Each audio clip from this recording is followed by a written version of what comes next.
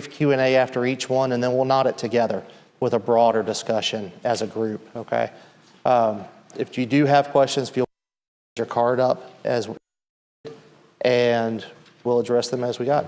One note about microphones, I'm going to ask you again to please speak directly into them. If your head moves side to side, we're going to lose you and you're going to start to cut out. And it's even if the folks here in the room can hear you, that's great, but we also need to make sure that we capture your words for the meeting minutes and for our friends who are joining us online. If your voice isn't coming through the speakers, they're not hearing us at all either, okay? So please be mindful of that as we go through. Katie, are you ready? Yes. All right, let's give it a shot. Good morning, I'm Katie Davis. I'm the Environmental Programs Manager at SRS, and I also serve as one of the site NEPA coordinators. I assist DOE in preparing NEPA documentation for activities occurring at SRS. Acronyms for your reference. So today I'm going to talk to you about the National Environmental Policy Act and how it's integrated into the planning at SRS. So starting off, what is, there we go. NEPA is formally known as the National Environmental Policy Act of 1969 and was signed into law on New Year's Day in 1970 by Richard Nixon. NEPA was the first major comprehensive U.S. environmental law. Many significant environmental catastrophes were occurring in the 1960s that helped spur its creation. For instance, the Santa Barbara oil spill on the coast of California was the first big oil spill that received national media attention. The Cuyahoga River caught fire 13 times. Also around this time, Rachel Carson's book, A Silent Spring, spread awareness to the harmful effects of DDT. NEPA is the beginning of what would later become known as the environmental decade. You can see NEPA as the orange arrow on the timeline there. You can see the steep increase in the passage of environmental protection laws occurred after NEPA. It's no coincidence that the first Earth Day, April 22nd, 1970. At this point, the public is becoming more aware of impacts to the environment and is beginning to demand accountability.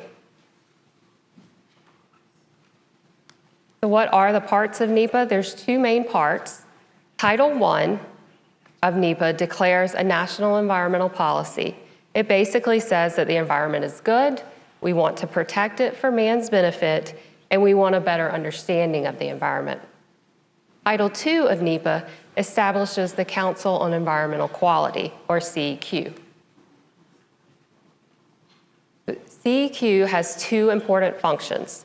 They ensure NEPA implementing regulations, which are found in 40 CFR 1500 to 1508, and review and approve federal agency NEPA procedures, such as DOE's NEPA implementing procedures found in 10 CFR 1021. What's the purpose of NEPA and its goals? NEPA objective is to protect and enhance the human and environmental quality. And this is accomplished by planning federal actions to integrate environmental considerations as early as possible, weighing environmental, technical, and economic considerations during the decision-making process and before actions are taken, and ensuring the decision maker and the public are aware of environmental consequences of proposed federal actions and that informed decisions are made on those actions. A broad range of federal actions are subject to NEPA, including those that are proposed on federal land or would require access through federal land, include federal funding, and for that, the amount or the percentage of federal funding is irrelevant. Any amount would trigger NEPA. If a federal permit is required, that would trigger NEPA, as well as if the federal agency is a partner in the proposed action. Some examples at SRS, you can see a few pictures of some of our actions, such as renovating offices and common spaces, construction of the tritium finishing facility, collection of environmental samples, and laboratory and research and development. How does one know when it's time to begin implementing NEPA? Although NEPA should always be at the forefront of one's mind when an action is proposed, more information may be needed before NEPA is implemented. First, the agency must have a goal and be actively making a decision. There may be one or more alternative ways of accomplishing the goal. However, the planning process must be far enough along that the agency can make meaningful evaluation of the effects of the proposed action. Okay. There are three main levels of NEPA evaluations, and those are listed on the left there, starting with the least complex to the more complex. The appropriate evaluation is determined by considering if the proposed action will result in potentially significant impacts. If no potentially significant impacts are anticipated, the proposed action qualifies for a categorical exclusion. That would be to the left, so the CX is what we call the categorical exclusion. If impacts are unknown, you'd move to the right and start with an environmental assessment or an EA. If the EA identifies no potentially significant impacts, then a finding of no significant impact, or a FONSI, would be issued. However, at any point during this process, if potentially significant impacts are identified, then an environmental impact statement or an EIS is prepared. As would be expected, the documentation and time required to complete the NEPA evaluation increases as the impacts increase. For example, CX documentation is typically completed within a few weeks, but it can be done in a couple of hours for urgent actions.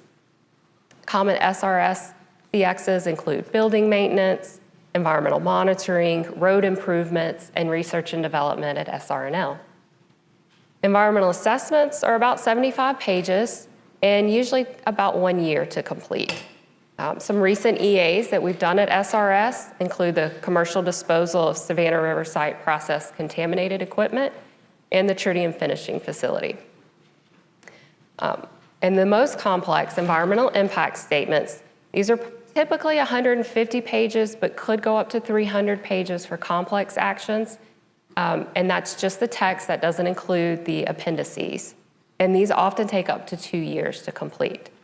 The most recently completed EISs at SRS are the Surplus Plutonium Disposition Project and the Savannah River Pit Production Facility. Now we'll take a look at how NEPA is integrated at SRS. SRS implements the NEPA decision-making process as part of its Environmental Management System, or EMS. SRS's EMS replicates our Integrated Safety Management System, ISMS. NEPA evaluations begin in the plan phase. Similar to Analyze Hazards phase of ISMS, the plan phase of EMS begins with identifying environmental considerations, environmental impacts, and permit and regulatory compliance requirements. There are numerous processes in the plan phase that assist in identifying the environmental impacts and requirements, such as site use, site clearance permitting, work planning, scoping meetings, and the Environmental Evaluation Checklist, or EEC. The EEC is our primary tool for documenting SRS's NEPA evaluations. A little more about the EEC. This is an application within SRS's intranet, and it routes proposed actions through various levels of NEPA approval and environmental permitting subject matter experts. The EEC is the first step in identifying and documenting potential environmental impacts and permitting requirements. The EEC will also document the level of NEPA evaluation required. Today, we're going to focus on categorical exclusions. These are the most abundant NEPA evaluations that we perform. So what are categorical exclusions, or CXs? 10 CFR 1021, which is DOE's NEPA implementing procedures, document classes of actions that DOE has determined would not have a significant impact on the environment. And there are two groups of these actions. Actions identified in Appendix A are typically administrative in nature and do not require documentation of a NEPA evaluation be maintained or posted externally for public review. There are 14 general agency actions that are covered in Appendix A. Appendix B includes the day-to-day actions that keep SRS running. There are a total of 108 specific agency actions that are grouped into 7 different categories in Appendix B.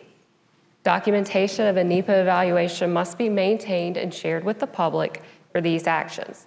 At SRS, this is accomplished through the EEC process.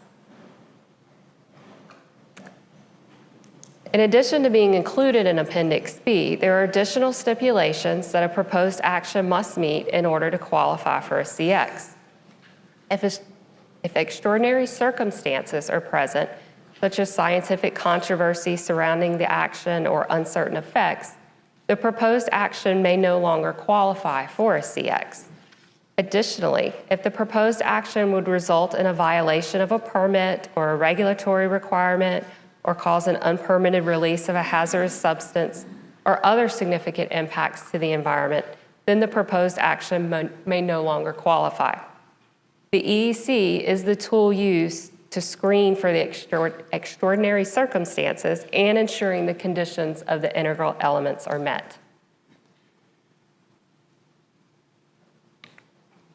Oh. There we go. When evaluating CXs, we must also ensure that segmentation is not occurring. This is when a project is broken into smaller pieces to fit the definition of a CX or avoid the appearance of significant impacts. So let's use the analogy of a shopping mall. So each store in a mall would have minimal or no individual impacts. You may have a few bags of trash, a small footprint of land disturbance, small water use, and so on. However, when we look at all of those stores together, put into a large shopping mall, and with a large parking lot, the impacts become extensive. Now you have several dumpsters of trash, large areas of habitat disturbance and land habitat destruction, significant stormwater runoff with no area for absorption. The amount of traffic is going to increase from the vehicles visiting the mall. When the project is not segmented, the cumulative or combined impacts are assessed. The insignificant individual impacts may become significant. When this happens, the action no longer qualifies for a categorical exclusion. The action would require further NEPA evaluation, such as an EA or an EIS, to look at the whole project to significantly evaluate the combined or cumulative impacts. Through various planning processes at SRS, we ensure that SRS does not segment projects and that we assess the full cumulative impacts of our actions. I mentioned earlier that public involvement is a key component of NEPA. So although actions qualify for a CX, they've been determined to have no significant impact on the environment. Public awareness remains a key component of NEPA.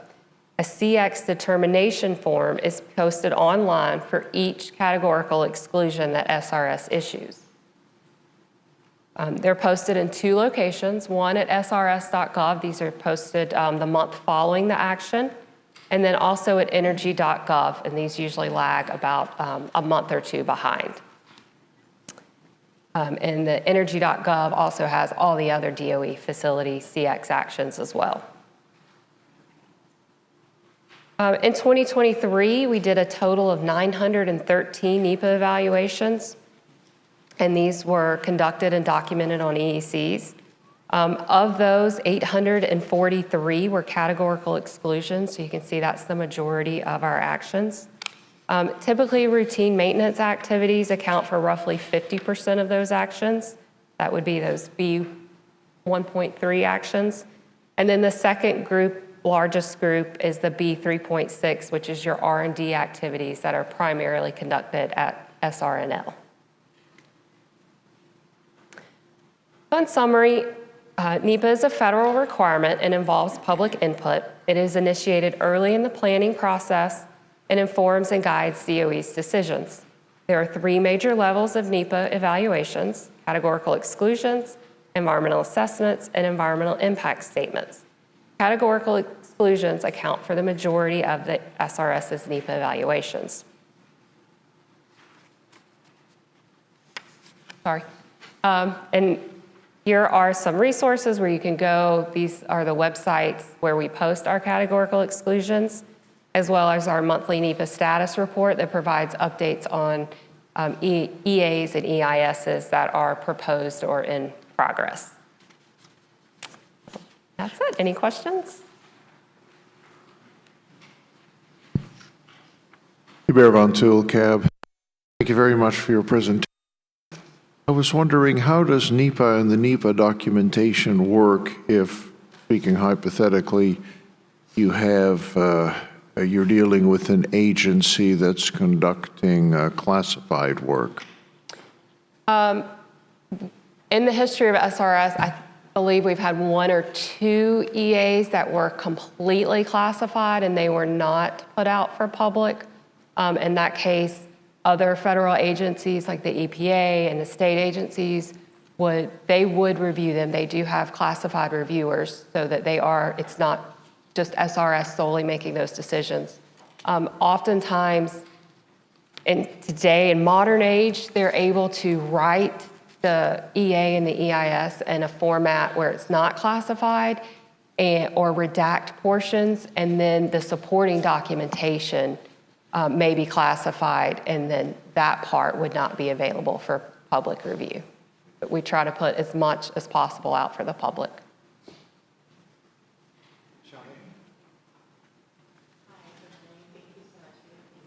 You'll need to pull that up.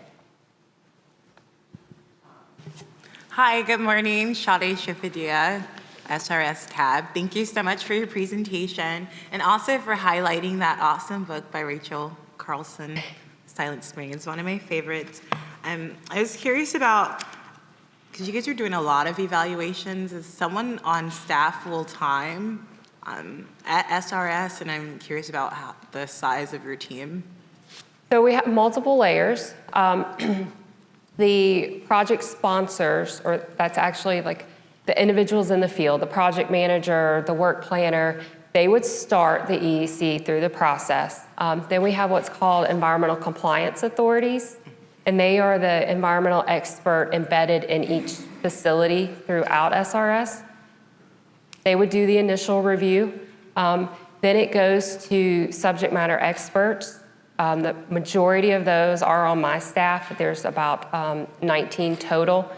However, it wouldn't go to everyone. It only goes to the ones where there would be impact. So like if there's a radiological air impact or we're saying there's not an impact, then that specific SME would review it to concur with that impact decision. From there, it goes to what we call a department NEPA coordinator. And they're one of the ones that is looking at if you're segmenting. So they're looking at all the actions that are being proposed within their facility, so they can see if, maybe action A and action C, those are really related. We need to look at those together. So they help give that overarching look. And then from there, it comes to what's called a site NEPA coordinator. We have 3 of those that cover all of SRS. And then lastly, it goes to DOE's NEPA compliance officer. And we have 2 of those currently, one for EM and one for NNSA. So in NEPA staff, we have 3. But there's multiple layers of other environmental staff that review it as well. Thank you. I'm also curious so you stated that NEPA was involved in the planning of all projects. Is it just focused on projects around R&D and maintenance, or is it just all projects that goes on at the sites? Any action. And so like the Appendix A actions would be your things like writing contracts or doing data reviews. Those don't have to be documented. But anytime you're picking up a hammer, you're spending DOE's money, you're signing a contract on DOE's behalf to spend money, those type of actions are going to trigger the EEC and the NEPA process. And depending on the scope of that action, that will determine if it's just the CX or we need to go further. Thank you. I'm also curious about how often is your EC and CX evaluation systems updated? So we recently, in 2022, we did a complete overhaul of our EEC application.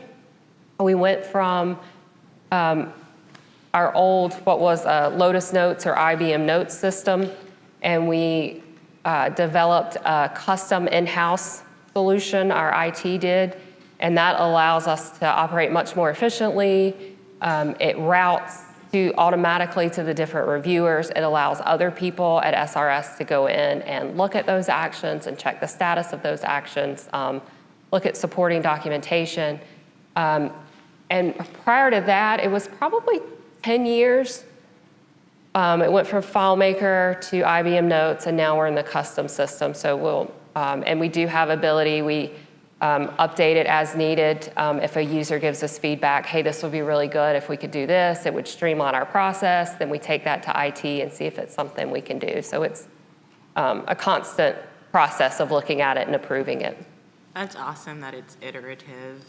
I'm also curious about your CX determinations.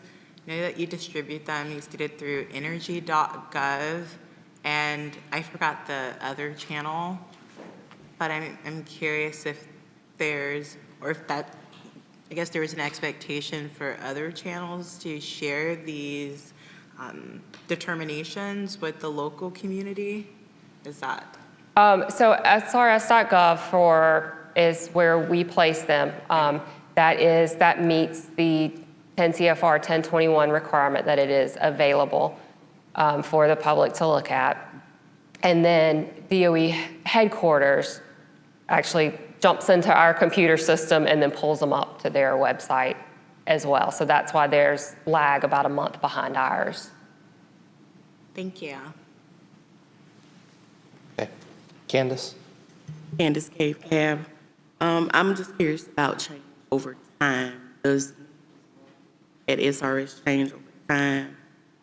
Like, for example, were there more environmental assessments 20 or 30 years ago and less?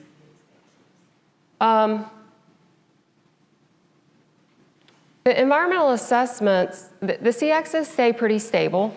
We see a little uptick and down, kind of with funding, with COVID. There was initial slowdown as operations slowed down, and then once we figured out how to work in COVID, then it spiked real high. We got back on that maintenance. But other than little things like that, the CXs stay pretty steady. The EAs and EISs really vary with what SRS's missions as they change. So we have seen a lot more lately, but generally, I'd say on average, it's probably 1 to 2 EAs every 3 to 5 years. Thank you. And then we'll go to Phyllis. We'll make the turnaround even more awkward. Phyllis Britt, Cab. Could you, I don't know if this is too complicated to ask, but is it possible for you to give us an example and walk us through what would happen with a specific thing? A specific action? Yeah. Okay, you can do that. So recently, they decided out in K area that they have their own package plant for sanitary sewer.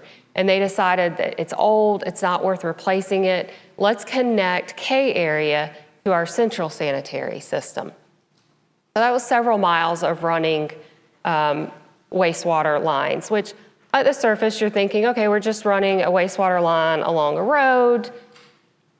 Shouldn't be a big deal, right? Well, they submitted an EEC. We start looking at it, doing our review. Back in the 90s, there was an environmental assessment for building the central sanitary plant and connecting the initial sites to it. So since an environmental assessment was conducted in the beginning, we said, you know what, we need to go back and take a bigger look at this. If it triggered an EA then, we need to take a greater look now. So we did what was called a supplement analysis, where we really took a deep dive and we did a data gap analysis and said, okay, here's what they looked at in the initial EA, here's what our impacts are for this one. And ultimately we said, those are the same impacts, it's consistent, so it's covered under that existing EA. So that's kind of the approach we take for those kinds of actions. Things like roofing, just your general maintenance. At this point, we pretty well know those are going to be categorical exclusions, but we do still look for those extraordinary circumstances. Maybe they're drilling into something or they're digging somewhere that there's concern of contamination. So all of that is taken into account between the EEC and the site use. They're looking at the GIS sectors to make sure where they're doing the work is there's nothing unusual about it. Thank you. That's helpful. I appreciate it. And then we'll come over here to Kim. Kim Ray, CAB. Good morning. On the NEPA evaluations, just overall, with the NNSA transition coming, you mentioned that you have EM evaluators, and I think you said, and correct me if I'm misquoting you, that there's also an NNSA evaluator. Correct. With the transition coming, will these requests still come through the one office? Or will there be separate offices that happen after the transition? And as a second part of that question, will the NEPA reports in the future, your reports, include NNSA numbers, or is that something that's going to totally split after the transition? So because we do currently have some, much smaller at the time, but right now we do have some NNSA actions. So that's why we have an NNSA NEPA compliance and an EM NEPA compliance officers. And those are designated by headquarters. And we don't entirely know. Haven't been told. I think part of it we'll see as we go. But the thought, what we're operating under right now, is that it would be the same process, but a lot of those landlord actions, the routine maintenance stuff, would now just move over to the NNSA portion. And instead of being reviewed by the EM NCO, they'd be reviewed by the NNSA NCO. And we do we do both counts. The totals I showed you were for all of SRS. Because again, we have to look at cumulative actions. So just because it's an NNSA action and an EM action, if they're large actions, we still have to assess those impacts cumulatively. So we all still get together every 2 weeks, both NCOs and my NEPA staff, we all meet together and talk about all the actions to make sure we're all on the same page. That help? Okay. And John. John Thomas, CAB. I'm trying to understand how this all fits in with all the different agencies. Who is the overriding agency? We got EPA, we have NNSA.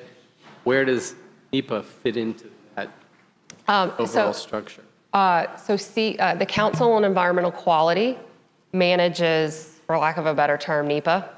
They manage the regulations. They approve each federal agency's implementing. So you have 40 CFR 1500 to 1508, which is the overarching that implements the act, NEPA Act is implemented through 15 to 1508. And then each federal agency has to have their own implementing ones that say, okay, we understand this is what 1500 to 1508 are telling us to do, and this is how we'll make that work within our agency. Depending on the level of NEPA evaluation, it would be something that we may send to, not for CXs, but for EAs and EISs, we would absolutely give EPA and DHEC heads up ahead of time. Hey, we're getting ready to prepare this. We like for them to see it from us before it's posted in the Federal Register. And then that gives them an opportunity to provide us feedback so we can make sure we start scoping from what they want to see as well as what we think the public's going to want to see. And then all through the process, DHEC and EPA would be reviewers on the drafts and the final. And then if there's permits involved, then specific agencies, depending on whether it's something that EPA has delegated to DHEC or if it's a regulation that EPA still maintains, we would deal with that specific office or bureau to ensure the permitting is what it needs to be, or if we need to obtain any new permits. And then ultimately at the end, all EISs have to also be submitted to the EPA and posted in the Federal Register. Are your permits different than the permits Avery's going to talk about? Or are those the same They're permits? the same. Same permits? Okay, good. Yep. And the presentation focused mostly on CXs. Is there a reason we didn't go into the EA or EIS? Because CXs are the most of what we do, and they don't get a lot of attention. So a lot of people think that NEPA is just the EA and the EISs, so we wanted to show you that we're always actively looking at NEPA and impacts to the environment. And we thought if wanted, we could come back and do more on the EA, EIS, but this would give a good foundation on how the whole process starts. Okay, thank you. Pat? Pat Kilroy, I had a question. Y'all going to have this great transition coming this fall.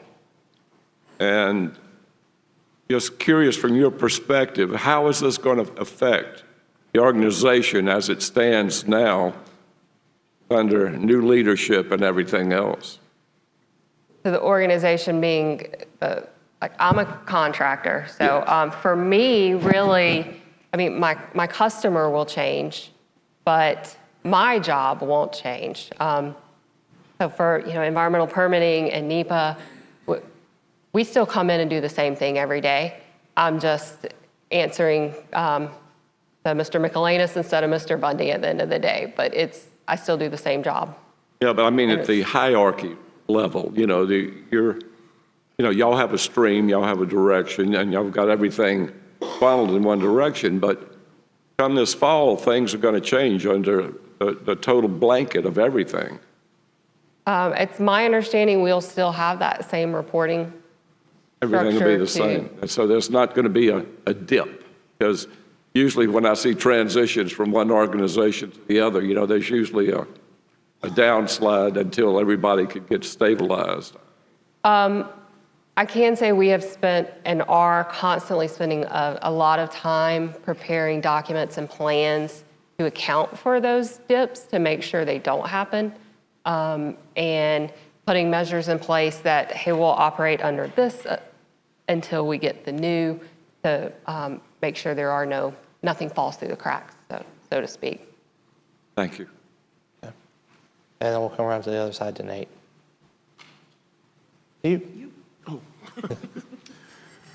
Good morning. Nate Hartley, CAB. Thank you for your presentation. With NNSA coming online, will your folks have to be cleared, and if so, to what level? So all of our NEPA staff already is cleared because at any point in time we could need to see that information. So we are cleared.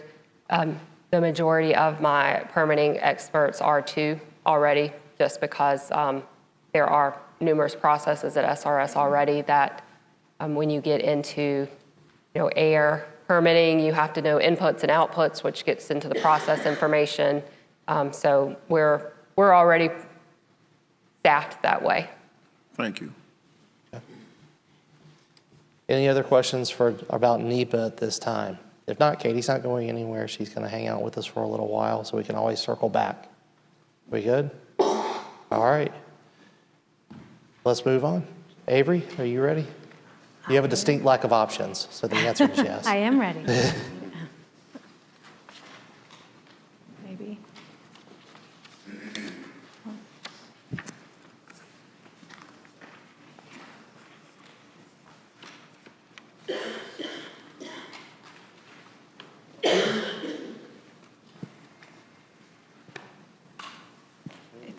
It's just this one. Okay.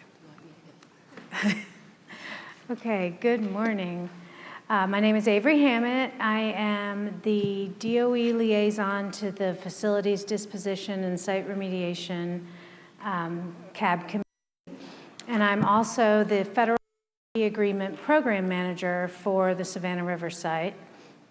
And both John and Susan mentioned excuse me, their roles as my counterparts in EPA and DHEC.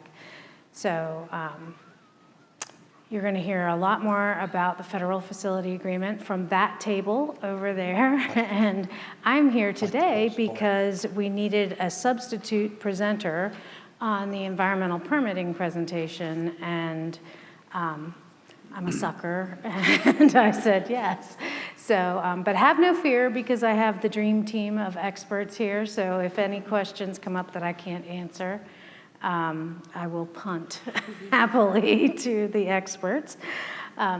So this presentation is going to give you a high-level overview of the site's permits and how they impact site operations. So, okay, there we go.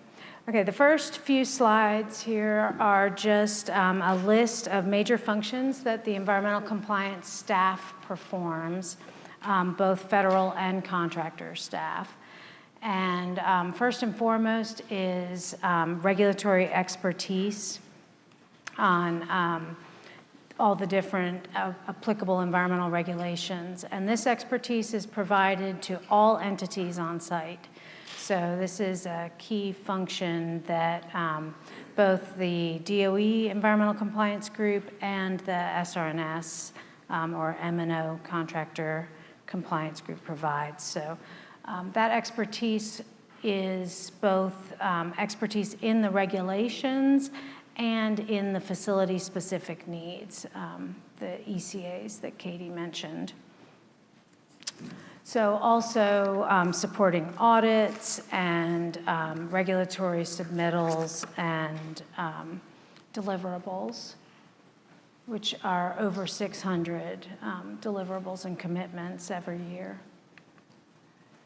Then, of course, actually obtaining and maintaining the site permits. Natural resource management, and you're going to hear more about that this afternoon with the Forest Service. And what's not up here, I think because it's solely on the DOE side, it's also cultural resource management falls in this organization. And you'll hear those presentations this afternoon also. We just learned about NEPA and regulatory interface. That's what I was saying with the providing support to all the organizations on site. So to make sure everybody has the same information and is presenting the same information. Okay. Okay, so for the site permits, the permits set the terms and conditions needed for compliant site operations. And the number of permits is a moving target depending on the current work scope. This permit table was taken out of the last annual site environmental report, or ACER, which you guys get a presentation on that every year when it comes out in the fall. So this is a snapshot in time, and there were 615 permits last year. So again, that number fluctuates between about 450 and 650, depending on current work scope. So overall, broadly, the permits can be broken down into two types of permits, which are facility operating permits and then work task specific permits. So now we will get into just a little bit more detail on some of these. So for the site operating permits, overall, three broad categories: Clean Air Act, Clean Water Act, and the Resource Conservation and Recovery Act. So we'll start with clean air. The site has 6 Clean Air Act permits currently that have been issued by DHEC. 2 are Title V operating permits, and 4 are construction permits. I'm not good at this clicker here. For the Clean Water Act, excuse me, those are broken down into 7 categories, And I won't read this whole list, but you can see that the domestic water and the sanitary wastewater make up 99 and 92 of the permits, respectively. So that's a bulk of the 600 overall permits are tied up with those two categories.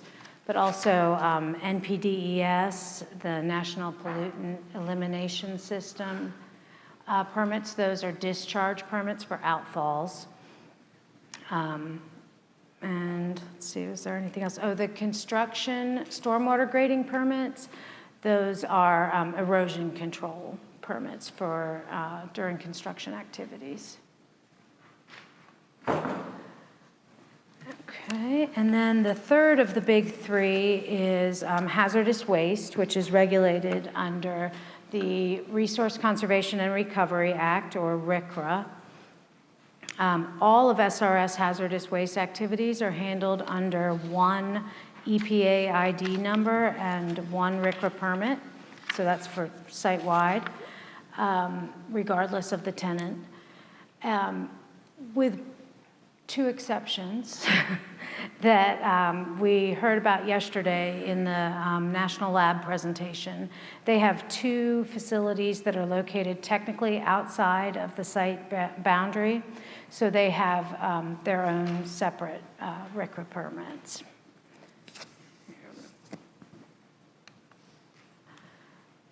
And then the kind of other category, these, again, are both operating and task-specific. So we have landfills, which Saltstone Waste Disposal Facility is actually regulated as a landfill. Underground storage tanks for our gas stations across the site. We have asbestos permits. You can see, again, that's a big number. Last year it was 278.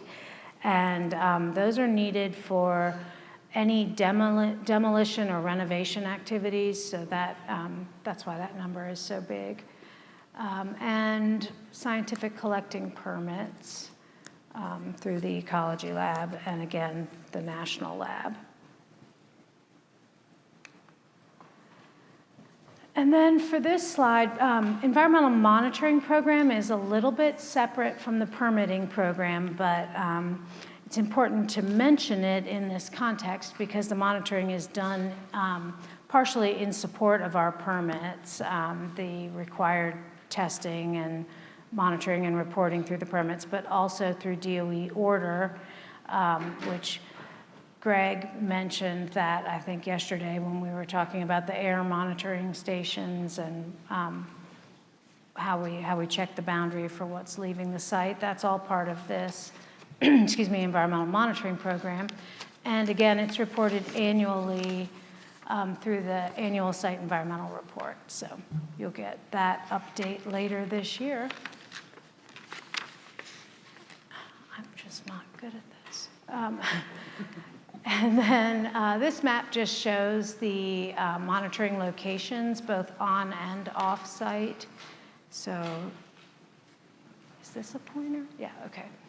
So you can see we do have monitoring locations across the river in Georgia, as far north as the Aiken Airport here and downstream. So trying to provide a good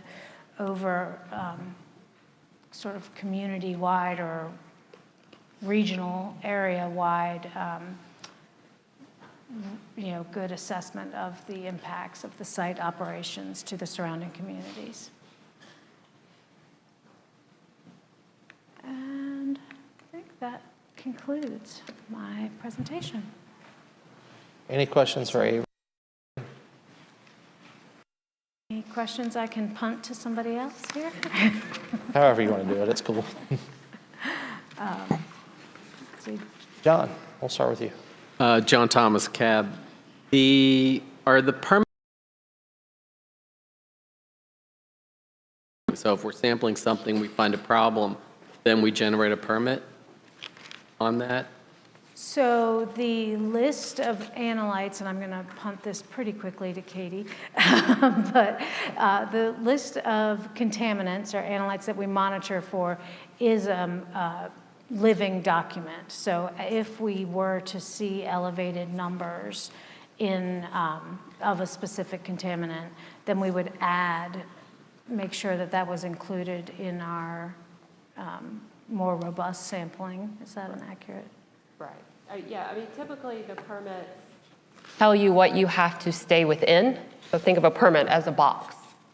So if you go outside of that box, then that's when we go to DHEC or EPA and say, got a problem, do we need to change our permit?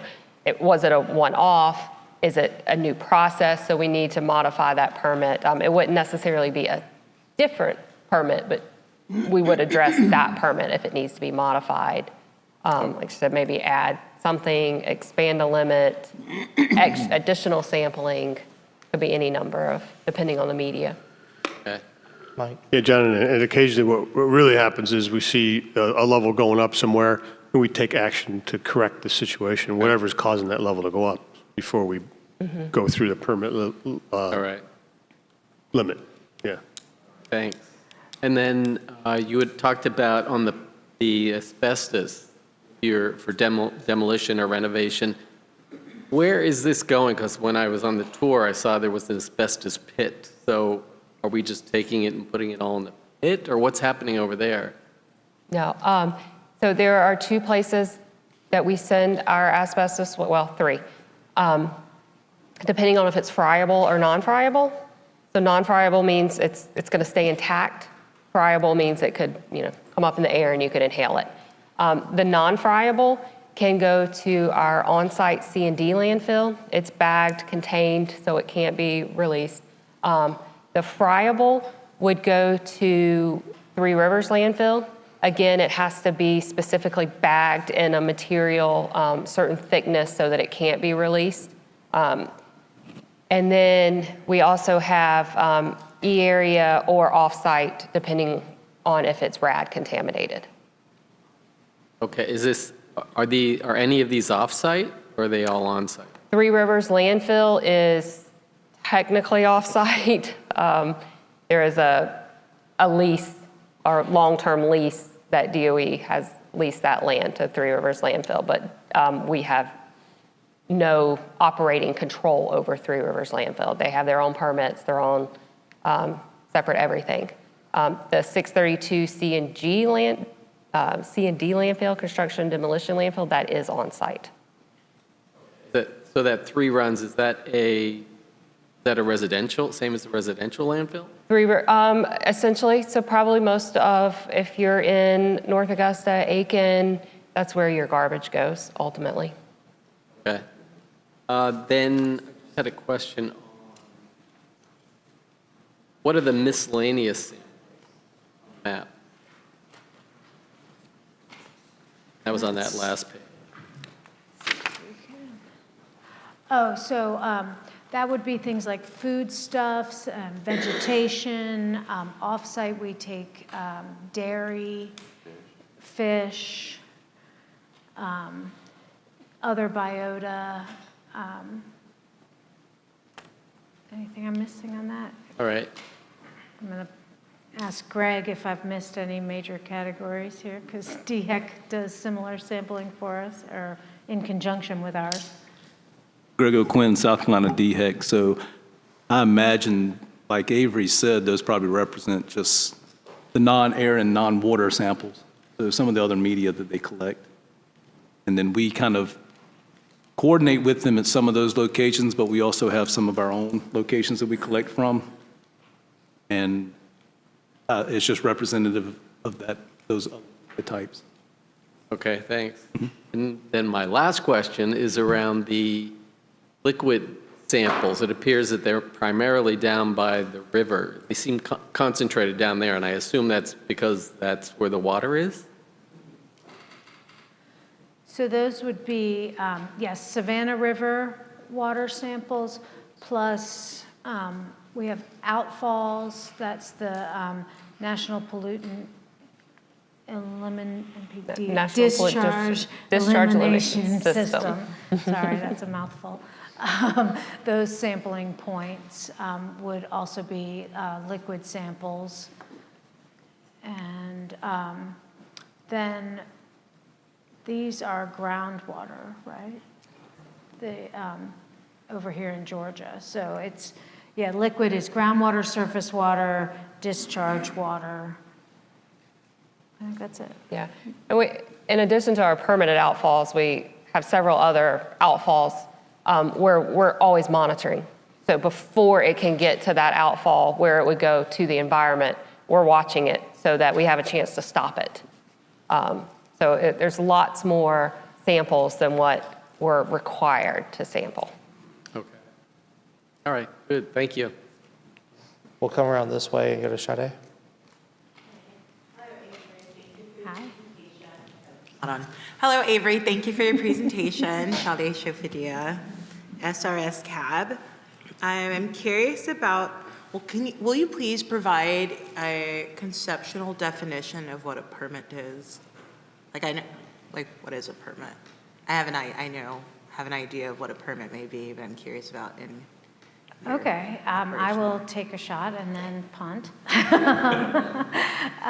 So a permit, when the site has a facility that is subject to a specific regulation. So we'll take air. If we have a facility that's going to have a stack that's going to have an air discharge, then we know that we need to obtain a Clean Air Act Title V permit from the regulators. In this case, for Clean Air Act, the permits come from DHEC. And so we would submit a permit application to the state listing the process specifics, what the facility is going to do and what we think will be discharged through the stack. And this is done prior to construction.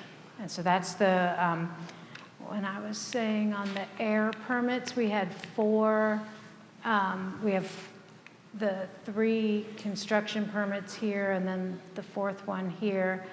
Those are permits that are issued while the facility is still under construction based on the anticipated discharges in the future and impacts. So once the facility is up and running, then we get a actual operating permit, which is these 2 Title V operating permits here from the state. So it would list all of the requirements for that facility to operate in compliance with the regulations.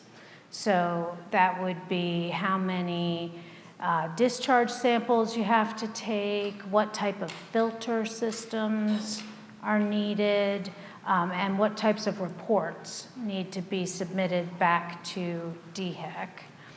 Did I miss any? And continuous monitoring. It also tells that several of our stacks have to have continuous air monitoring, so it outlines those requirements as well. Did that? Yes, thank you. Okay. I'm also curious about what scientific collecting permits did you guys disperse? So there were 7 last year. For the ecology lab, I believe that at least one of those collecting permits is in support of the Migratory Bird Treaty Act, which when we have a mockingbird nest on the tank farms, and they want to make sure that there is no contamination being transmitted by the birds. They're not into any areas where they're eating anything or spreading any kind of contamination. SREL has an agreement with the tank farms to help support them and sort of get an extra element of information on what's happening out there in the environment. So those, you can't just willy-nilly collect animals. You have to have a permit to do that. And those are issued by DNR, right? U.S. Fish and Oh, Wildlife Fish and Wildlife, sorry. for the migratory birds. So, so they're just sort of one of the sort of miscellaneous kind of permits that are not insignificant, but often not discussed, really. So it's just kind of the other types. Now, as far as the SRNS, The fish collection. oh, okay. For For sampling, collecting for fish those samples. other samples that we were talking about with on the sampling map, the fish collection samples need those permits, so. Thank you. Okay, we'll come up here to Mr. Hartley. Good morning. Nate Hartley, cab. Are you storing sanitary wastewater? And if so, is it stored here at SRS?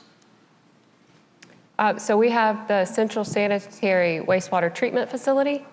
So we do, and then 2 package plants. So we do treat our own wastewater, and then it is discharged through an NPDES permit. So we do have to monitor that discharge to ensure that it was properly treated.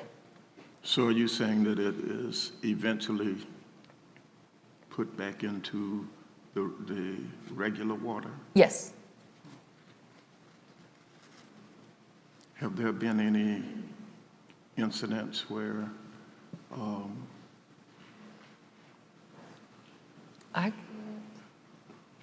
In my time, there has not been any exceedances associated with those.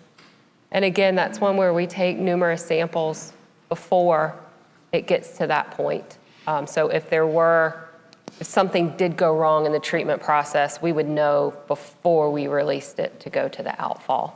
Okay, so is wastewater, heavy water? What No. is wastewater? Wastewater is flushing the toilets, washing your sinks, just sanitary wastewater is just Domestic. domestic wastewater. Say that again, I'm sorry. So like the toilets, the sinks, all of that is what's treated at the sanitary plant. Okay, It's not processed water. So Okay. it hasn't been through any it hasn't. processes at the site. Okay, thank you. We'll go behind you to Phyllis. Phyllis Britt, cab. 2 questions. First, in response to what Nate just asked, wasn't there some kind of water release about 25 or 30 years ago? Anybody remember? I have a neighbor who I remember having to deal with that and talking to the press. But that's all I remember about it, is there was some kind of water issue. So I think that I think you must be thinking of the tritium release. Maybe. That went down the river. Yes, I think you're right. This was a long time ago. Yeah, it was a That long was- time ago. I'm looking to Amy, who's mouthing me the cues here. It was on Christmas, 1991. 91, yeah, I knew it was a while back. I just didn't remember. Okay, so that's a whole different, Correct. that's not the same kind of issue. And Okay. that did not come out of the sanitary sewer treatment plant, correct? We'll have to get back to you on Okay, the specifics thanks. of that. And the other question, looking at the map, where exactly is Three Rivers? Landfill? Yeah, Oh, here. Let's see. It So that's is like right by the, right yeah, here. right in there. so it is technically on site, It is. but not controlled by SRS. Correct. It's off of 125, which is the Right. public highway that, goes through the middle of the site. So it can be accessed without a badge. Gotcha, okay. But I thought I remembered that it was actually on SRS It property. is, Right. yes. It's like a donut hole that's been kind of carved out. Right, okay. Thank you, appreciate it. Okay. We'll come down to Pat. Pat Kilroy, I had a question about the contaminated asbestos. And tell me that's buried at the Three River site? No. No. Contaminated is not. That would go, that would have to be disposed based on its radiological characteristics. No, that was the thing I was wondering, Yeah, what are no. the contaminations? Are they Yeah. sorted out to be contaminated with this and this and this and this? No, when I spoke of contaminated, that would just be like from a RAD area, radiological contamination. Okay, just and- radiological. So if it was right. hydrocarbon contaminated, which I've seen before, I would just go to regular landfill. It would have a standard waste determination, just because it's, any waste. We'd go through a full waste determination to look at any possible contaminants and determine that it meets each of the disposal requirements for those. Okay, so it is, you take the contaminated asbestos and it goes somewhere. Right. So if Where's- it's contaminated with a hazardous waste, it would go to a hazardous waste landfill that also accepts asbestos. So they're But if it's permitted to accept both. radiological, it goes somewhere else. Right. If it's radiological, it could go to one of our off-site vendors or whatever the characteristics of that radiological contamination are. It would go to a facility that is permitted to accept those characteristics. They do. Typically bury it in one of their, they'd have a lined, and if it's probably also within a lead container, so. And these places are identified wherever they are. Right.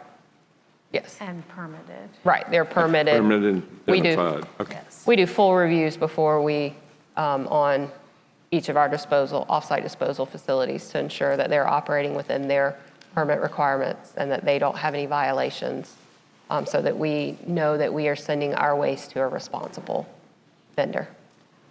Thank you. Which is a condition of the RCRA actual law, is cradle to grave. So as the generator, you are responsible for ensuring that the facility that's taking any waste for disposal is appropriately permitted for that. That's on us to make sure that we're doing that, so. Okay. We'll come down to Michelle. Oh, I'm sorry, Marty. Hi, I'm Marty Ball. Are there any external independent organizations doing monitoring of environmental conditions on the site? Absolutely. We have, first of all, the Savannah River Ecology Lab is an independent University of Georgia run lab on the Savannah River site, and they conduct extensive monitoring of all different conditions on site and across the site. But from a public perspective, we have the South Carolina DHEC ESOP program, Environmental Surveillance, what's the O? Greg Quinn, South Carolina DHEC, Environmental Surveillance and Oversight Program. I should have gotten that one.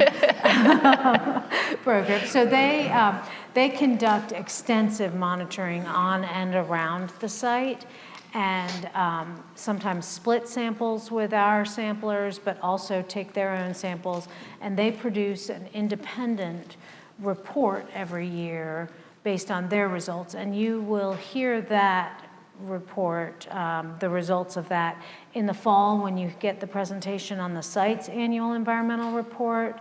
DHEC has accelerated their timing to make sure it kind of coincides with ours so that they can jointly present theirs. So if there were to be any discrepancies, you would get that information at the November CAB meeting. Those reports are due, the DOE report is due October 1st every year. So that next CAB meeting is when it's presented to the full board, so. Yeah. And Donald. Don Colson, Nuclear Materials. In your capacity, excuse me, you deal with the excess tritiated deuterium that's stored on site?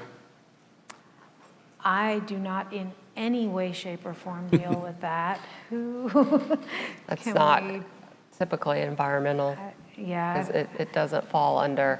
that would be nuclear materials. And I don't think we have anybody. We don't have a nuclear materials Yeah. phone. Yeah, that material does belong to our nuclear materials project. It's just stored on site right now until we determine a method to either remove the tritium or we store it till the tritium decays. But we do have, actually, the lab's got a project that was just funded to develop some technology that may enable us to remove the tritium from that water. How much of that deuterium is stored? I know there's hundreds of gallons. I don't know the exact number. Look at me. We'll find out, Don. I just don't know the In the total back right of my now. mind, I was thinking, I remembered 500,000 gallons. If it could have been I 500 couldn't either million. confirm nor deny. I'll have to, we'll find out today here how many gallons we got. And we'll come back around to the other side to Kim. Kim Ray, CAB. I just, on that monitoring map, and this is something I'm thinking about from a prior presentation. I don't know whether it was the ACER report or maybe even a DHEC report. Didn't they tell us at one point there were some private wells they were monitoring, somebody was monitoring? We got a map like that at one time. And if so, is that some of what is on that monitoring map? I believe that these samples here are from private, these are groundwater samples from private wells, but we'll have to confirm that and just confirm that for you.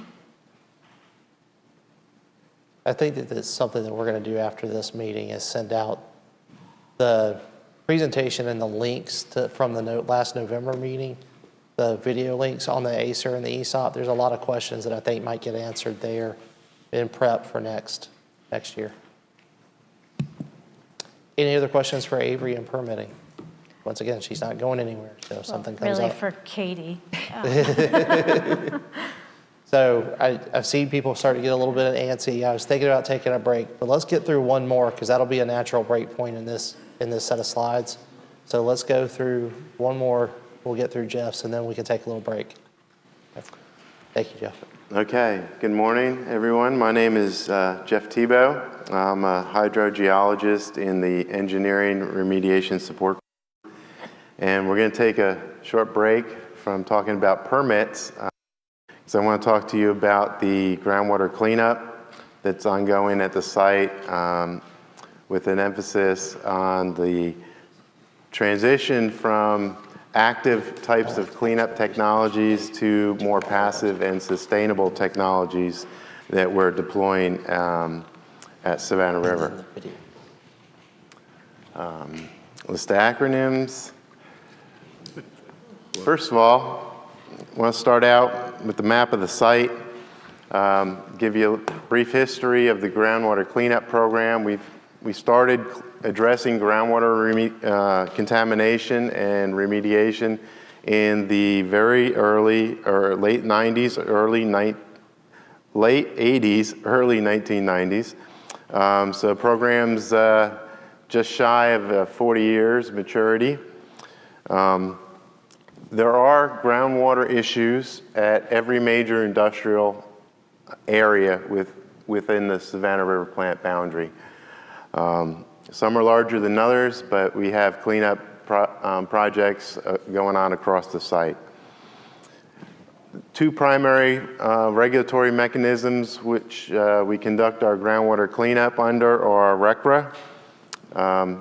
And the state of South Carolina DHEC has issued the site a RCRA permit, and we have 5 groundwater projects under corrective action under that RCRA permit. The remaining groundwater cleanup efforts are under CERCLA, which is administratively managed and scheduled through the Federal Facilities Agreement. There's been a lot of technology innovation over the last 40 years. Technologies have matured. A lot of new, really cool technologies have come on board, and so we have quite an extensive toolbox to address groundwater issues. And the innovation across the industry has really driven the shift towards moving from active, very active systems, which were very popular in the 90s, to more natural, maybe enhanced natural attenuation type, passive type of remedies, and things that are more sustainable to accomplish the cleanup goals. At Savannah River, we currently have 3 active units remaining addressing groundwater problems. We have 13 what we refer to as enhanced natural remediation systems, and I'll explain later what that refers to. There's 25 passive systems in place, and we've been able to either shut down or transition 27 remediation systems, either because they've achieved their particular cleanup goal or they've been replaced with a more passive, sustainable remediation technology. Before we talk about technologies, I wanted to introduce the concept of the anatomy of a groundwater plume. Groundwater plume generally has 3 areas underground in the aquifer, and of course the associated surface unit that contributed the waste into the environment. Starting at in the groundwater at the source zone or the hot zone, this is generally a very small, much smaller area than the remaining footprint of the plume. We see the highest concentrations of constituents or contaminants in the groundwater in that source zone.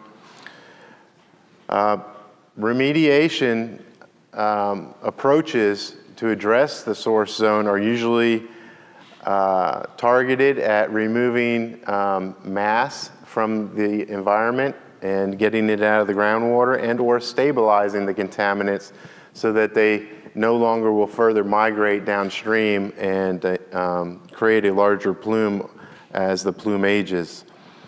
Aggressive technologies are usually very appropriate in the source zone. When you have a lot of mass in a little bit of water, it's very efficient to remove that mass using various cleanup technologies. Now, high energy, aggressive generally equates to higher cost, which you kind of see a cost scale on the bottom as we progress from red to blue. In the middle of the plume, where you have the primary plume, often the objective there is to control that so it no longer further will migrate down gradient and enlarge itself. So containment types of technologies are generally employed in the primary plume. Again, there could be high concentrations, but there's been a lot of dilution since it's moved away from the source, so the concentrations are also quite a bit lower in most cases. The primary plume is a perfect opportunity to employ this enhanced natural attenuation type of remedy where a little bit of man-made effort is imparted into or implemented to get the technology established, and then it doesn't require a lot of energy cost and or operational labor to allow that remedy to work over time. And so that's kind of where that definition of enhanced attenuation remedy comes in. And then also these things that we can deploy now in the primary, a lot of them are sustainable. which is good for the environment and the climate and uses a lot less energy, et cetera. Now, the final lobe of the plume is the dilute fringe. Concentrations are very low. We're often dealing with very large volumes of water with very little contaminant in it at the fringe. Technologies that you would use at the source are completely not something that you would want to implement in the dilute portion, because the efficiency would go way down when you've got low concentrations in large volumes of water. But however, the fringe or the fringe area is very amenable to passive attenuation-based remedies. And I'm going to show you now examples of these various technologies deployed across the different zones of the plume. So starting at the hot spot, again, this is where we would typically bring in some type of aggressive technology, depending on what the contaminant is and what the levels are. The key objective in the hot spot area of the plume is to remove as much mass as you possibly can. The more mass you can remove, you're going to prevent further downstream impacts of that mass migrating away from the source area, and you're also going to have a benefit of reducing your overall cleanup time by remediating the source zone. Some of the technologies, they're listed here in bullet form. Source control, that could be as simple as pumping the mass out, so you're removing the mass from the groundwater system. You can also, depending on what the contaminant is, you can stabilize it so it becomes immobile, and so the groundwater will just flow and the mass will stay in place and it won't migrate down gradient.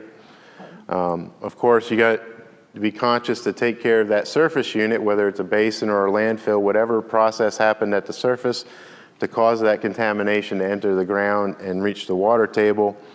Oftentimes, we'll put a low permeability cap over top of that so rainwater can no longer percolate through the residual waste and pull additional mass down to the water table.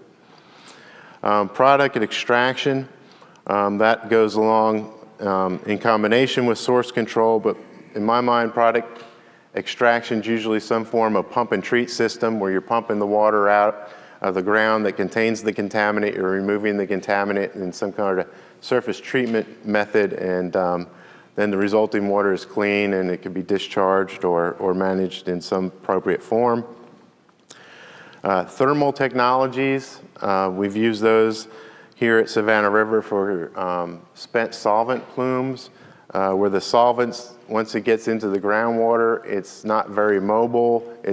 When you try to extract it, it doesn't want to come to your extraction points very readily. But if you heat it up, you can volatilize it and enhance its mobility underground. And it's a way to get thermal heating of the subsurface is a way to accelerate the removal of mass from the subsurface. In applications where you might want to inject a material such as a chemical oxidant that can physically just destroy the contaminant in situ without having to remove the contaminant to the surface.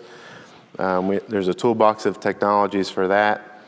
And depending what your contaminant is, and I'll give you an example, chlorinated solvents are very amenable to biological breakdown in the underground using either the natural microbial population that exists in the groundwater, or perhaps you can inject a microbial cocktail that's been designed to degrade chlorinated solvents, but the bugs can eat the contaminants up and turn them into harmless end products.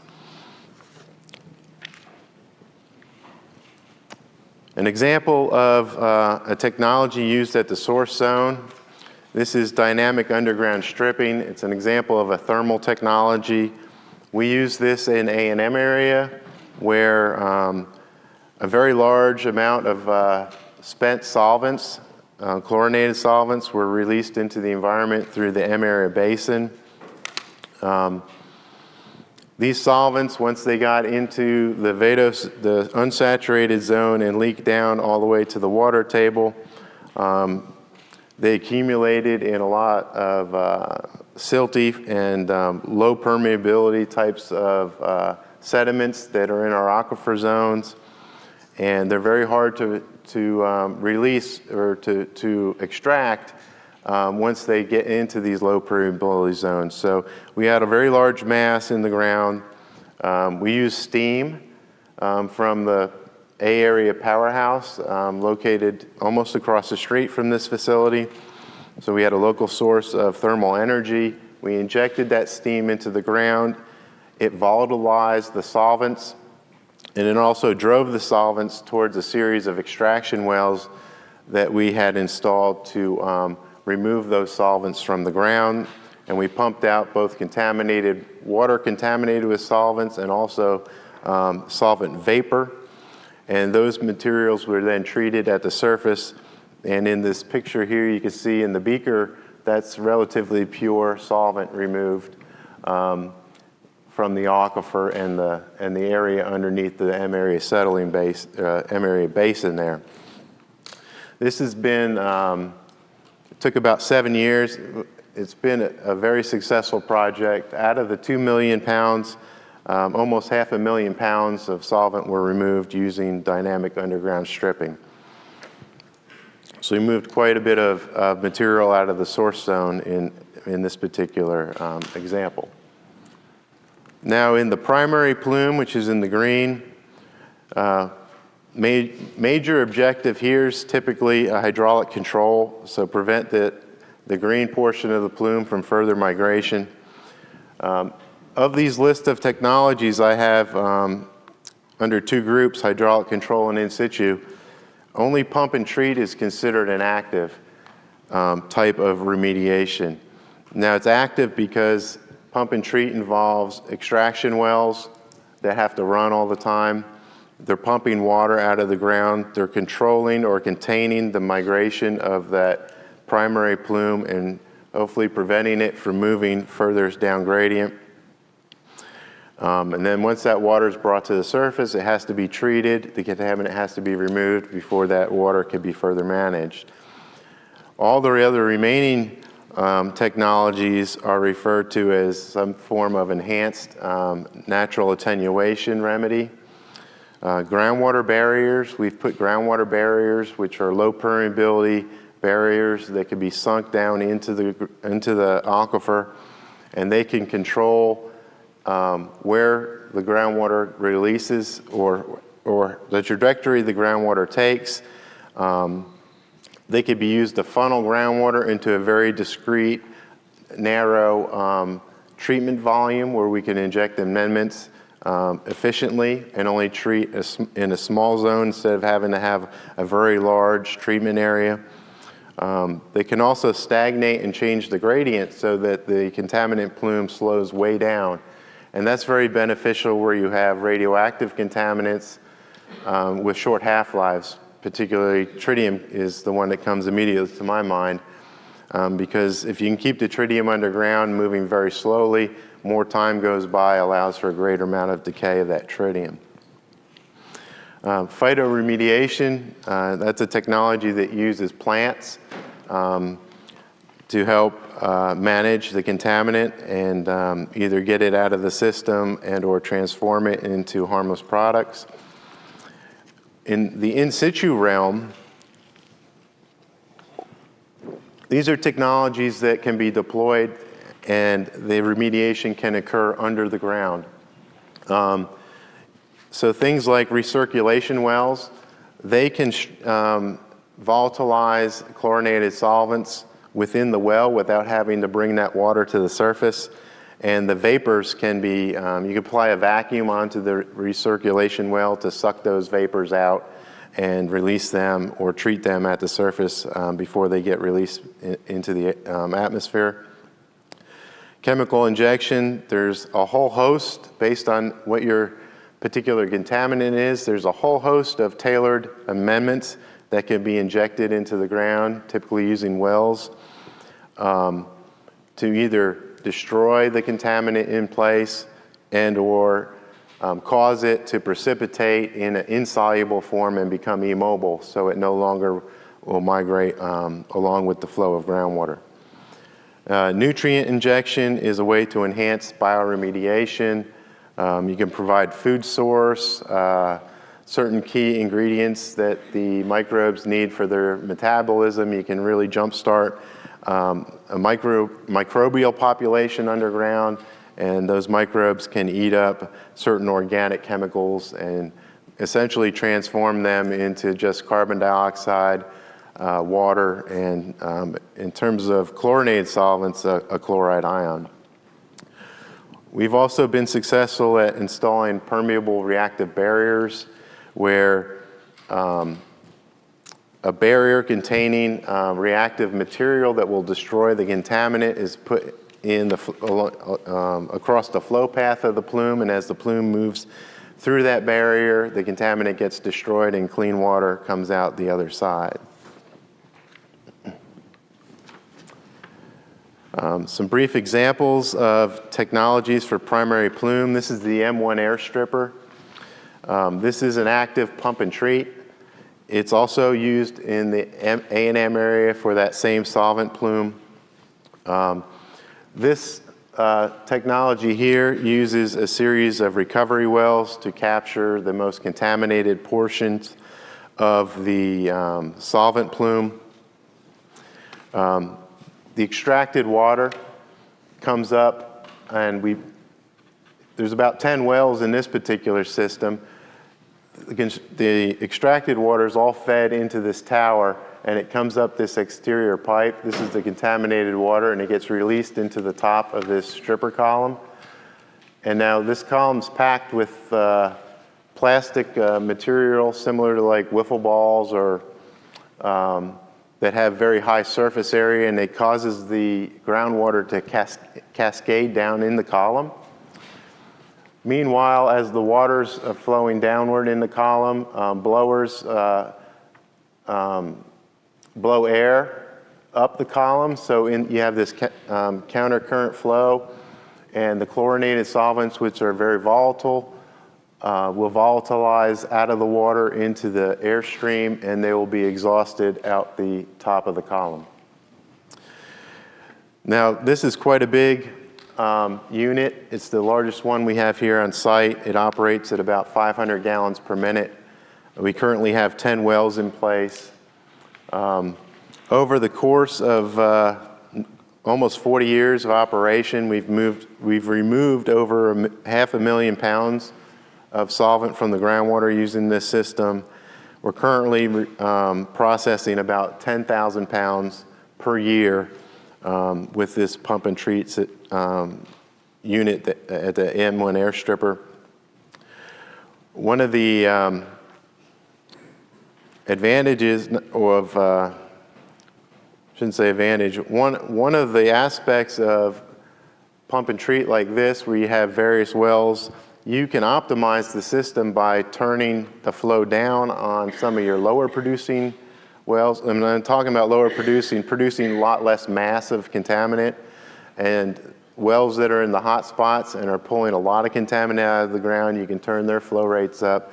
So you maximize the amount of water that maximize the amount of contaminant that you're getting out of the ground per volume of water that you have to treat. And every so many years that we typically go through optimization routine to balance it out for the most efficiency. This is one of my favorite projects. This is where we use phytoremediation to treat tritiated groundwater. This particular system here is located just south or downslope of the old radiological waste burial ground. The tritium plume emanating from beneath the burial ground flows into a natural ravine, which is up in this area, and the groundwater comes to the surface in an area where we have groundwater seeps up here. And prior to ponding up this area, the natural ravine would just flow directly down slope and release that tritiated groundwater into 4 Mile Branch, which is one of the site's primary streams that feed into the Savannah River. To mitigate the transport of the tritiated water down into 4 Mile Branch, we're collecting it in the pond where we put a sheet pile dam across the ravine to impound that water. Now, the groundwater seeps keep flowing all 24/7, all day long. And if you didn't remove the water from the pond, that pond would eventually overflow the weir in the dam and head directly towards the 4 Mile Branch. So in order to get rid of the water, we have 2 primary mechanisms in place. One is the mechanical blower you see over there on the right. It's analogous to, say, like a snow-making machine you would see out west or in a colder climate. But it shoots the mist, very fine mist of water up over the pond, and about 20% of that mist will evaporate into the atmosphere. The remaining water will fall back down into the pond, where it will get pumped back out and run back up through that mechanical evaporator. We have 2 of those operating at the site. However, the primary workhorse is the forest. We got 60 acres of trees that we irrigate with the water from the pond. And these trees, they take up the water containing tritium, they just take it up through their roots, and through the process of photosynthesis, they release it into the atmosphere, where the tritium is diluted to very low harmless levels. The trees are the main workhorse. They're 80 to 90% efficient compared to our man-made mechanical evaporator, which has about a 20% efficiency. And by using the trees, we process about 12 million gallons of water a year, and we keep that tritium out of the 4 Mile Branch stream. Little graph here shows it's been very effective. Tritium levels in 4 Mile Branch were up between 600 and 700 picocuries per milliliter.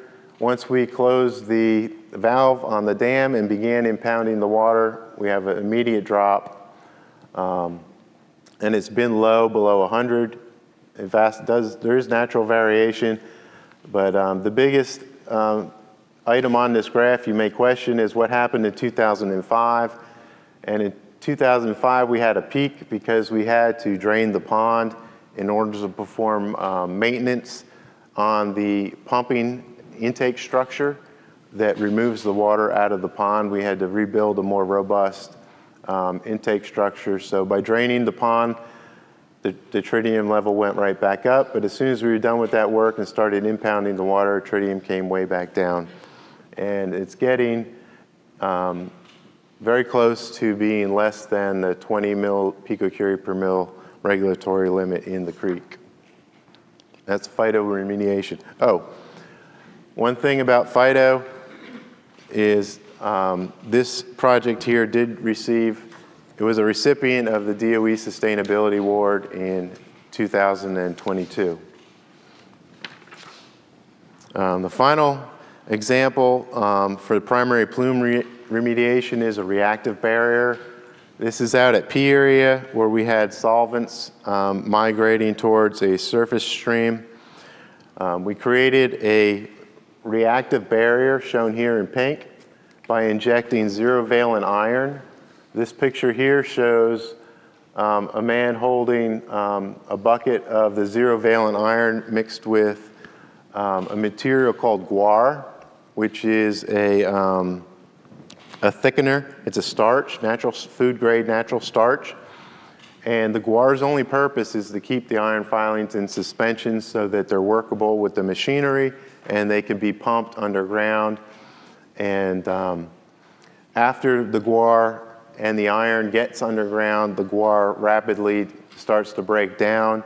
It's a carbohydrate food source for indigenous microbes, which will then consume it and turn it into harmless byproduct, leaving behind a reactive wall of iron filings where the solvent, as the iron filings create a reducing zone where the solvent plume flows through those iron filings, the solvent gets dechlorinated, and we've seen up to 95% reduction in VOCs as that solvent plume passes through the wall. So this is an example of enhanced natural attenuation where it took some effort to place the wall or to construct the wall and get the wall in place, but once the wall's there, this wall will be working for 20 to 30 years, treating the solvent plume as it flows through the wall with no operational effort required. Now finally, the plume fringe. Remember, this is the low mass, very dilute concentrations, high volumes of water. Plume fringe is very amenable to things like bioremediation, which we talked about already, and also just taking advantage of natural attenuation mechanisms. The natural attenuation mechanisms reduce the concentration of the contaminant. And I'll list off just a few of them, but things as simple as dilution with clean water, that's an accepted, identified attenuation mechanism, dilution. If you have radionuclides with short half-lives, radioactive decay is another attenuation mechanism. Biodegradation, which reduces the concentration using microbial activity, and also absorption of the contamination to soil particles will remove it from solution and then that therefore reduces its aqueous concentration. So there's several forms of physical processes, physical and biological processes that fall under natural attenuation type of mechanisms. At the site, we have 3 units with natural attenuation remedies, 9 units with more officially termed monitored natural attenuation, which has a set of circumstances or conditions that you have to demonstrate per EPA protocol. Now, these attenuation-based mechanisms, you just can't deploy them everywhere, but they're very effective where you have a few certain conditions, and I've listed those out. One is source control. So your plume can't be expanding. You generally have to have a stable or shrinking plume. You also can't have any impacts of the plume to any surface water above regulatory limits. There's no human consumption of the groundwater as a condition. And then also, even though you have a natural attenuation remedy, you still have a responsibility to perform long-term monitoring of that remedy and frequent reporting, usually on an annual basis, to verify and demonstrate to the stakeholders that the remedy is maintaining its effectiveness. So what's next in the hopper? We talked about some of the things we've done so far. In the next 5 years, we've got a series of remedy decisions on the books, on the schedule. For P and C area, final remedy alternative decisions are coming due for VOCs and tritium contamination in groundwater. At D area, we have VOCs, tritiums, metals, and PFAS, which is emerging contaminant. We have a remedy decision due in D area within the next 5 years or so. And then at A and M area with the chlorinated solvents, they're busy implementing the characterization and corrective action plans that are outlined in their record permit. And for F&H in the general separations area where we have metals and radionuclide in the groundwater, we're continuing to implement our approved corrective actions under our record permit. So to wrap this all up, in summary, the groundwater cleanup program at SRS has accomplished a lot over its lifetime. 33 groundwater remediation decisions are ongoing or complete. In other words, we're implementing the remediation and or we've reached remedial goals and systems been set down. Final decisions are still needed in 9 areas at the site where we have contamination issues that have not yet been addressed. A program's success has been achieved by carefully matching the remedy to plume-specific conditions with strong emphasis on sustainable and natural remediation technologies. Now, one of the things that I enjoy in my job is that there's been a lot of innovation in groundwater cleanup, and the innovation has really driven us to make a change from active to leveraging natural processes in our remedial decisions and incorporating green technologies into our groundwater cleanup process. And I think I've given you some examples of those today. And then finally, the transition from active to passive is demonstrated by multiple projects being recognized by the DOE for sustainable remediation practices. And it's not just the phytoremediation that has received accolades. That permeable iron filing, permeable reactive barriers, another one, and there's been several others that have received secretary awards over the years for sustainability at the site. So with that, I'll take some questions. We will start with Candace. Candace Cave. Thank you. I'm always intrigued by the phytoremediation aspect of what you. Your strippers are in operation. There are three the three active units that we have. No, there's one air stripper. Now the air stripper is for groundwater. There's two active soil vapor extraction units, which are vacuum units that remove contaminants from the unsaturated zone between the ground surface and the water table. Okay. So as far as the M1 air stripper, you said that one has been in operation for like 40 years? Upper 30s, it's approaching 40 years. So is that still available for procurement, like if it fails?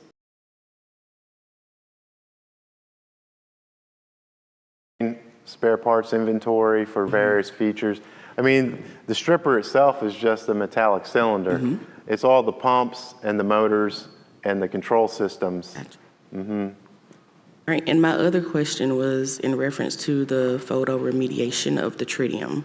So how long has this project been in operation? I couldn't quite make it out on the graph. We are on our 23rd anniversary. It started in 2001 is when it went into operation.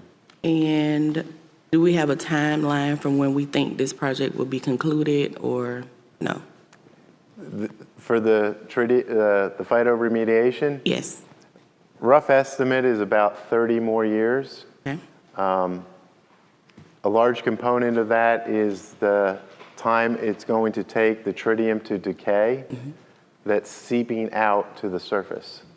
So would there need to be a rotation of the trees, or could you continue to use the same grove of trees for this project? Good question.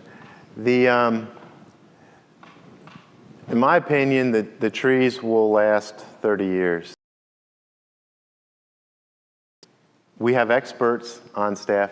One of the great things about, and I digress for just a second, but phytoremediation is a true collaboration of experts across the site. Of course, DOE is the owner. SRS does a lot of regulatory and other aspects, but we have heavily rely on Savannah River Ecology Lab for their expertise in trees. And also, it's operated by the USDA, United States Forest Service, who are tree experts as well. And also the National Lab. One form or the other. But the way this project started out is we did it as an interim technology to see how well it would be, how well it would work and how its effectiveness would be. So we started with an initial plot of native forest, which is it's pine trees and deciduous trees like oaks, hickories, etc. Yes. And the project achieved such amazing success. We expanded it in about 10 years later, and we have an expansion to the east and expansion to the west where they clear-cut the native forest in order to provide more plant density, because the more density you have, the more water you could apply. And so these two expansion areas are plantation-style loblolly pines. And so they're fairly young. And so those young trees will last a long time. And they like to be wet. So we can irrigate a lot of water onto. You don't want to apply too much water where you kill off the Act, and the Forest Service and the Ecology Lab help us tremendously balance the appropriate amount of water. Thank you. Okay. Pat? Pat Kilroy, I got a few questions. Yeah. First one, how many acres are radiated in SRS? Oh, we'll have to get back to you on that. I don't have that number off the top of my head. All right. In terms of, you're talking about groundwater.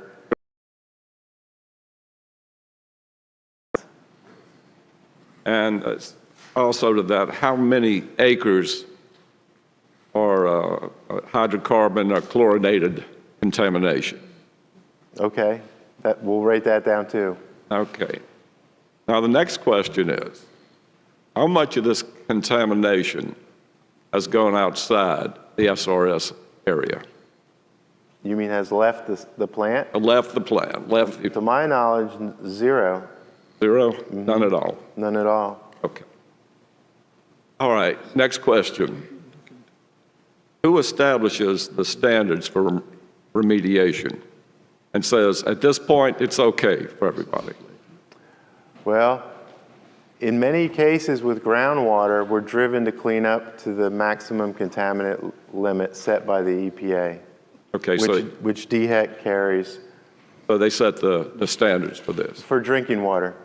So the MCL's drinking water standard. After y'all remove, another question, or I got some questions. Removing the source zone, whatever it is, what do y'all do with it then? Y'all dig it up or whatever it is? Well, if you can remove enough mass from the source zone, it essentially becomes part of the primary plume, the green area.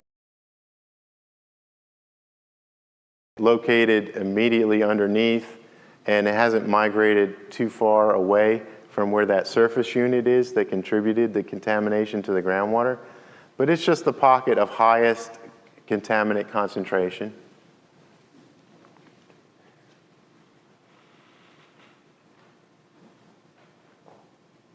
One of the things major, trying to understand this, is dilution of whatever this is. Right. Whatever the material is, you keep on and it gets smaller quantities and everything else. Of course, decay of whatever it is time. Major thing y'all look to take care of this. I wouldn't necessarily say it's the major thing, but it certainly is a component of natural attenuation, natural mechanisms that cause attenuation, meaning reduction in contaminant concentration, yes.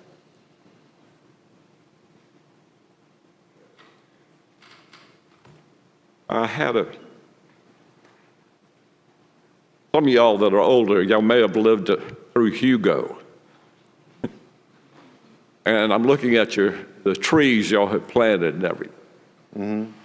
And Hugo, when it came through, I mean, I lived in Goose Creek, and it was a disaster, but it went right on up through Aiken and other parts, and all kind of pine. Yep. And there was great water, and all kind of places overflowed. Have y'all considered that with y'all's nice pine trees that y'all feeding all this tritium to? If they get wiped out? Well, we certainly have entertained what would happen. Every time there's threat of a hurricane in South Carolina, whether it looks like it's going to come our way or just release a tremendous amount of water on top of us. We do our best to plan and take some precautions.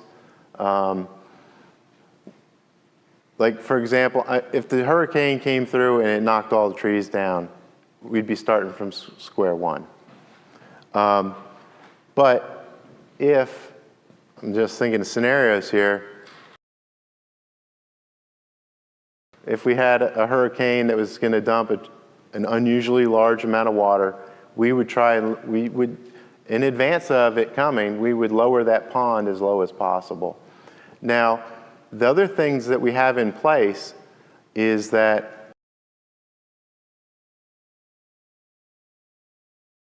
configuration, when we started this in 2001, we had surface runoff coming into our pond.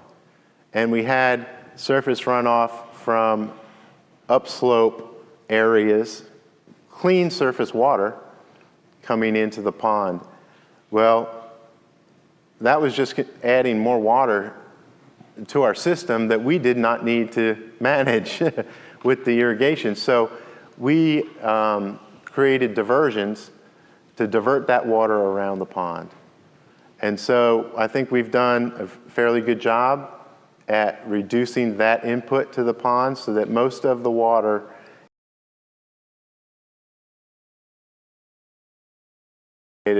or it's just the immediate runoff on the slopes of that ravine that come in.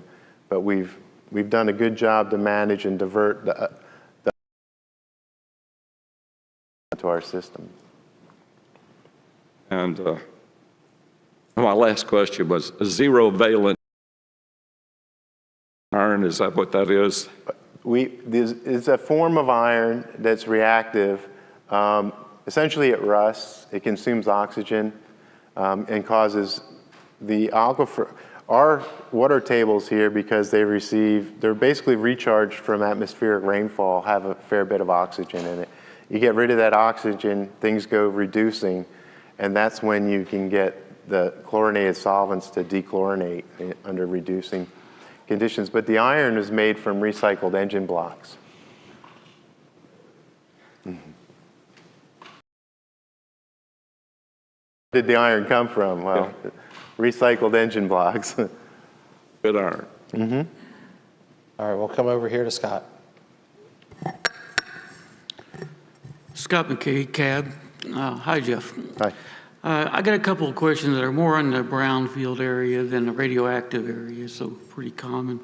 One, you were saying you're moving away from active type measures. In previous, if you were pumping near a contamination site, close to the contamination site, were you pulling those into ponds and flock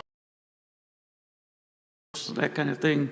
Did they ever reach that kind of concentration to do that?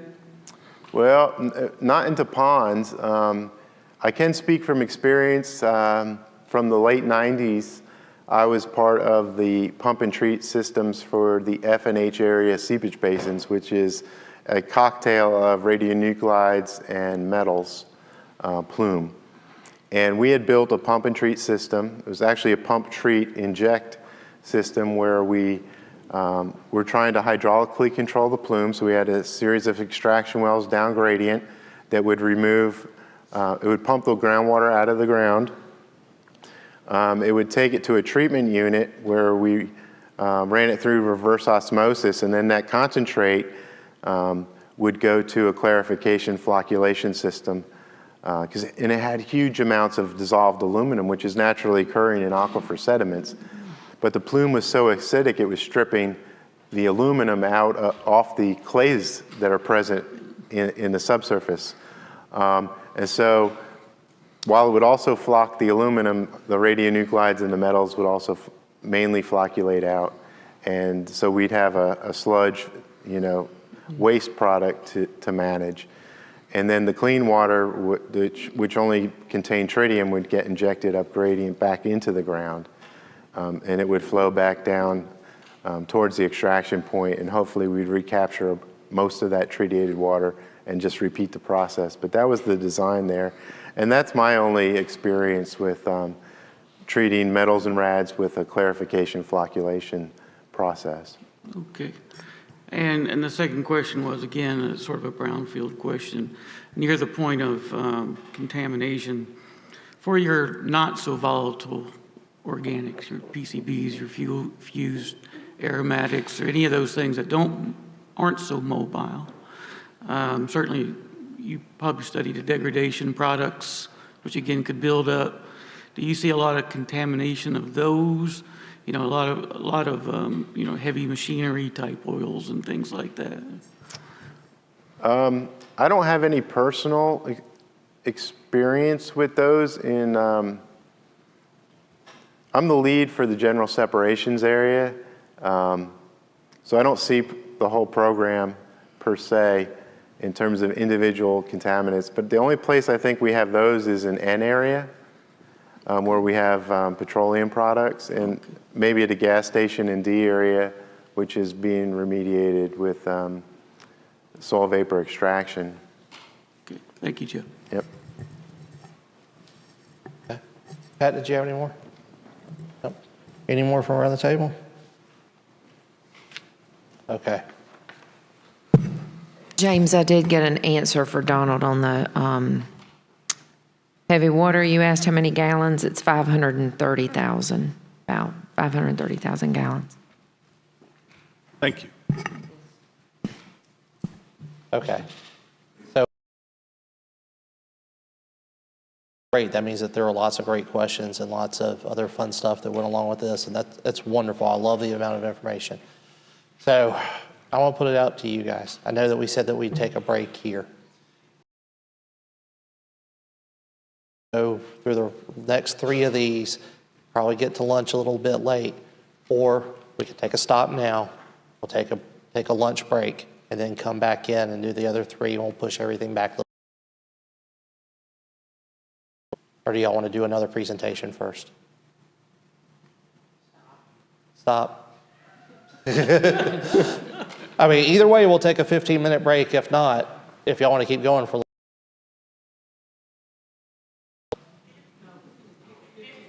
15-minute break. Okay, we'll take a 15-minute break. Be back in your seats at 11:15. If you need to check out today, I highly.